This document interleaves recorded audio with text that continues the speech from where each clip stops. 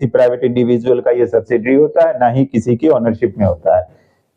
दूसरा है private company, ये प्राइवेट ओनरशिप में होते हैं, कम से कम इसके 2 मेंबर होते हैं, मैक्सिमम ये 200 मेंबर्स इनके हो सकते हैं, other than their employees. 1 person company, company act 2013 ने 1 पर्सन कंपनी को भी मान्यता दिया है, लेकिन इंडिया में ऐसे कंपनी नहीं के बराबर देखने को मिलते हैं। अब है कि कंपनीज अपने सारे कैपिटल अरेंज करती है शेयर को बेचकर। तो शेयर्स होते कितने तरीके के हैं?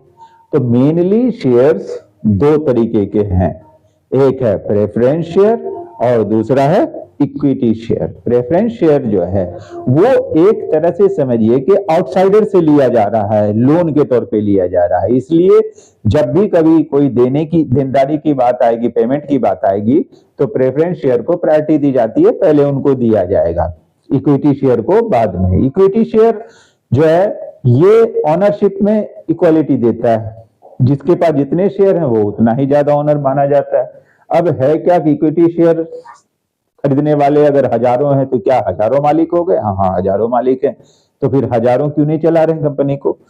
तो ठीक वैसे ही जैसे हमारे देश में लाखों करोड़ों लोग हैं, लेकिन सब के सब संसद या विधानसभा नहीं जाते, वो अपने रिप्रेजेंटेटिव को इलेक्ट करते हैं, वो उनके बिहाफ में वहां मैनेजमेंट देखते हैं, गवर्नमेंट देखते हैं।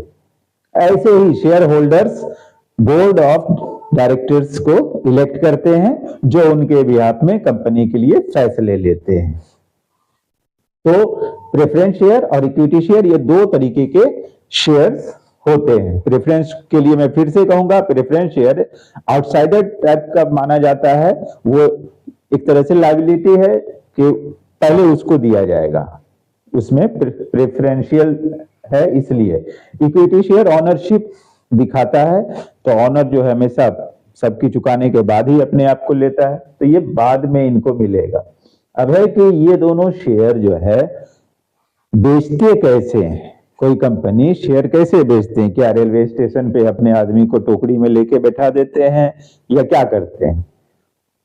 तो जो इनका तरीका है ये उस तरीके से मार्केट्स में शेयर बेचते हैं। इसके लिए हमारे यहाँ स्टॉक एक्सचेंज हैं, बहुत सारे शेयर ब्रोकर घूम रहे हैं, हर्षद मेहता जैसे। सबसे पहले कोई भी कंपनी अपनी प्रोस्पेक्टस इशू करेगी, उस प्रोस्पेक्टस में वो उस कंपनी के बारे में पूरा डिटेल दिया रहेगा, किस तरह के काम कर रहे हैं,